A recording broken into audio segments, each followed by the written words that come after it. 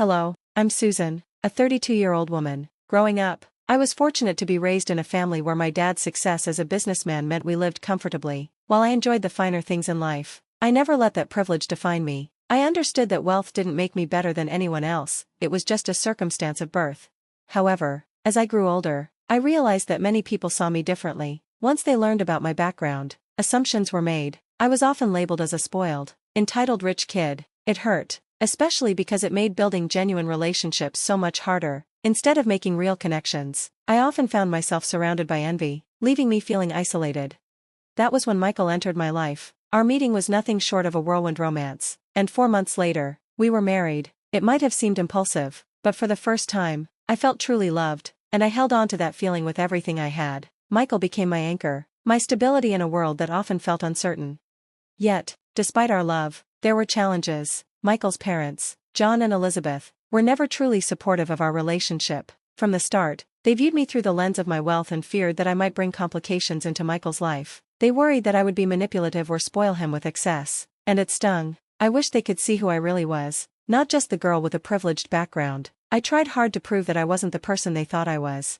Then, one afternoon, something unexpected happened. Months after Michael and I got married, Elizabeth called me. Her unusually cheerful tone made me tense, something about it felt off. After some casual conversation, she surprised me with an announcement. She and John were planning a long-awaited dream vacation and were excited about the trip.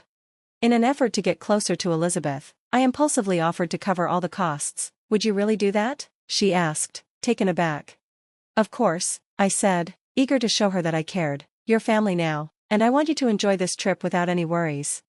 Though she hesitated at first, she eventually accepted, and I could see the joy in her eyes. We were all thrilled about the upcoming adventure. In my excitement, I even arranged for first-class tickets for the whole group to ensure a comfortable experience for everyone.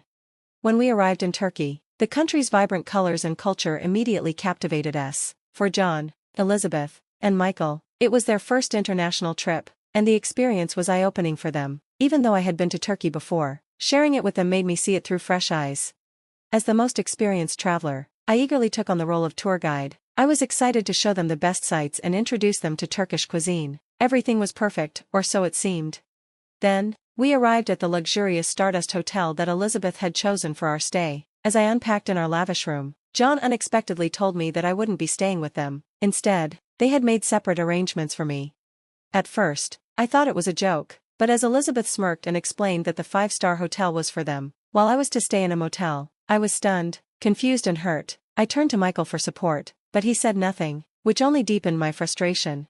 I demanded an explanation. Elizabeth and John didn't hold back. They accused me of being arrogant and said they wanted to teach me humility. They criticized me for offering to pay for the trip and for booking first-class tickets, misinterpreting my intentions as an attempt to flaunt my wealth. Their words cut deep. I had only wanted to share a beautiful experience with them, not to show off my financial status, but they twisted my kindness into something malicious, accusing me of being obsessed with money and looking down on others. Worse, they even suggested that if my family ever lost everything, I would have nothing of value to offer. It was a harsh wake-up call, and for the first time, I felt the weight of their judgment more than the joy of our trip.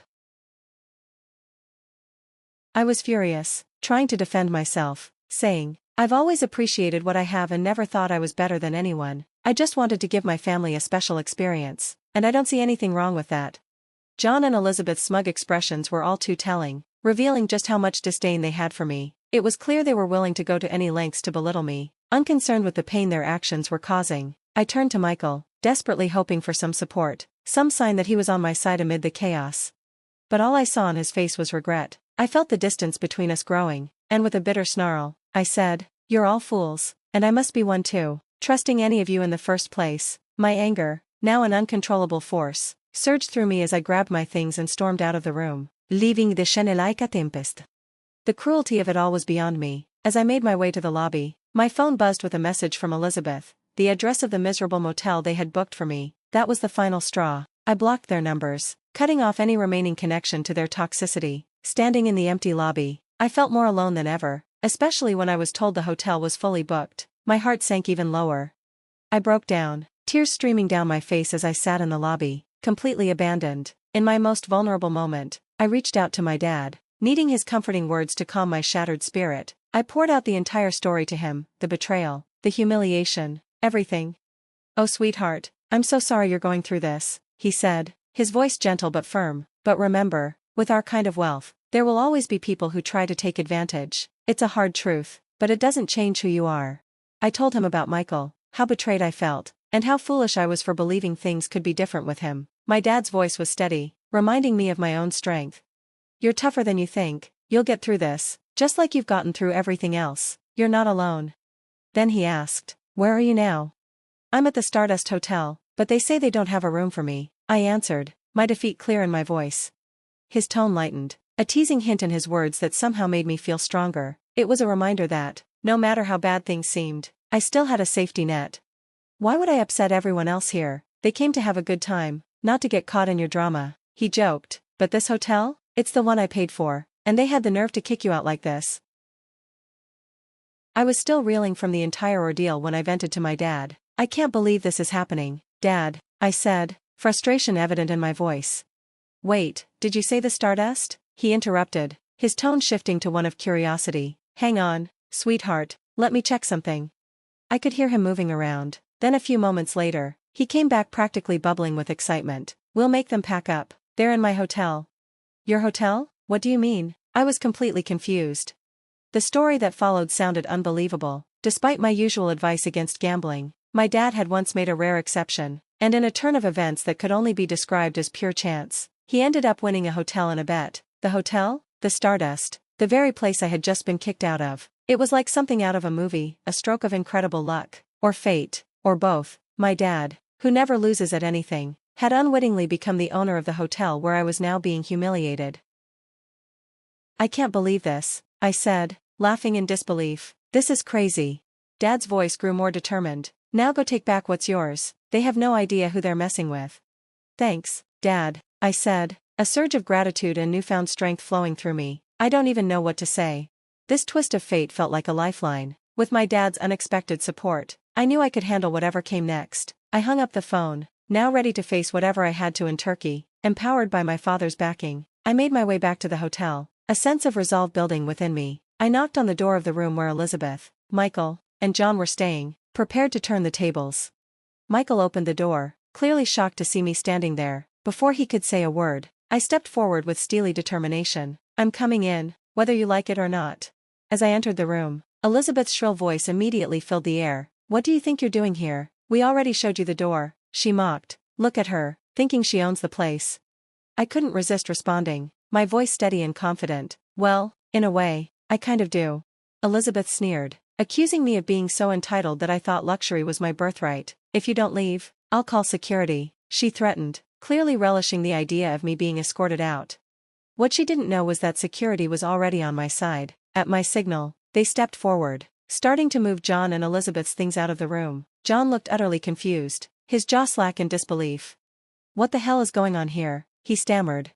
I seized the moment to deliver the knockout blow. "Actually, my dad owns this hotel, and it's time for you to leave. Your little scheme to humiliate me has just backfired."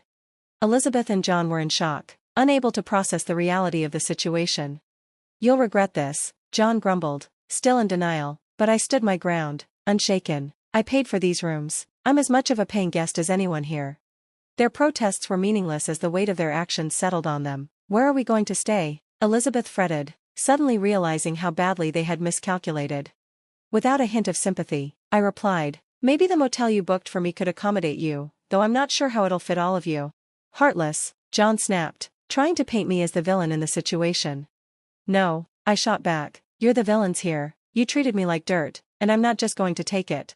Michael's apologies came too late to have any effect on me. I informed him calmly, "This marriage is over. I can't stay with someone who's betrayed me like this." As security escorted them out, Elizabeth sobbed, and John grumbled bitterly, but I remained unmoved. The reality of their actions had finally hit them. Before they left, John hurled one last insult, calling me a spoiled brat. His words only fueled my anger, but more than that, they reaffirmed my decision. This wasn't about me being entitled, it was about standing up for myself when no one else would. I turned to face them one last time, my voice icy. "You can all just disappear." Watching them leave, faces a mixture of shock and shame, felt like a weight lifting off my shoulders. Hours later, I could see them from my hotel window, wandering aimlessly, trying to find a place to stay. They tried calling me, but I had blocked their numbers. Instead, they sent desperate emails, full of pleas and apologies, too little, too late. I scrolled through the flood of messages, but my finger hovered over the reply button without any real desire to respond. Instead, I dialed my dad to fill him in on the latest turn of events. Looking out over the city, I couldn't help but notice the pitiful state of Elizabeth, Michael, and John. They seemed completely lost, wandering aimlessly, clearly struggling to find a place to stay. They look completely hopeless, I said, the sight giving me a strange sense of satisfaction. My dad's voice was laced with a subtle amusement. Well, I may have made a few calls, he admitted. Let's just say they're not having the easiest time finding a place to stay in the city anymore. I winced, a twinge of guilt pulling at me. Was this too much? Yes, they had been cruel, but seeing them suffer this way felt almost excessive. Isn't this taking it a bit far? I asked, hesitation in my voice. They were terrible to me, but this feels like we're going too far. Dad was unfazed, his tone softened, but his conviction remained. They needed to learn the consequences of their actions. Sometimes, people need a wake-up call.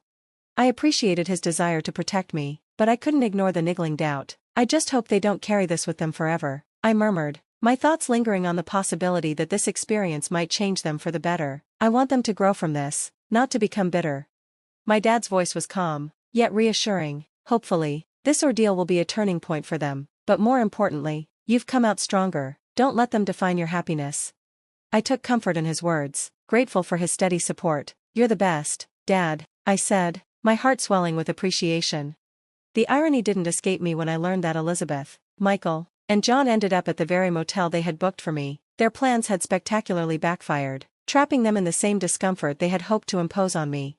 There I was, alone in the lavish hotel suite that was meant to be shared, the spaciousness both a gift and a reminder of how far things had fallen. The solitude was bittersweet. On one hand, I reveled in the freedom, the ability to be on my own terms without the weight of judgment or manipulation, but in those quiet moments, I couldn't help but reflect on how quickly things had unraveled, leaving me to navigate this journey alone. Yet, as I settled into my solitude, a sense of clarity washed over me. I realized that this newfound peace was worth far more than the company of deceitful people. The isolation, though uncomfortable at times, felt like a gift, a moment for me to reconnect with my own sense of self-worth. I didn't need validation from others to know that I deserved better. Empowered by that realization, I sent Michael the divorce papers. His attempts at reconciliation, his hollow promises of change, were met with silence. I had seen his true nature, and no amount of apologies could undo the damage. I knew I deserved someone who loved me genuinely, not someone who tried to manipulate me into forgiving them. The rest of my time in Turkey, though spent alone, became a transformative period of self-discovery. When I returned home, I wasted no time removing every trace of Michael from my life, cutting off contact with him and his family without a second thought. The experience had taught me the invaluable lesson that happiness comes from within, not from others' opinions or actions. I embraced my independence with a renewed sense of purpose. I threw myself into personal growth, pursued my passions, and surrounded myself with people who lifted me up. With each passing day, my confidence and self-assurance grew. The wounds of the past began to heal, replaced by a sense of pride and self-love I had never fully realized before. I learned that true happiness lies in being authentic and loving oneself, not in seeking validation from those unworthy of my time. Turkey, in all its chaos, had been the catalyst for this revelation. It marked the beginning of a new chapter, one where I was free to define my happiness on my own terms. With a heart full of determination and a smile on my face, I walked forward, leaving the past behind and embracing a future filled with self-acceptance and joy.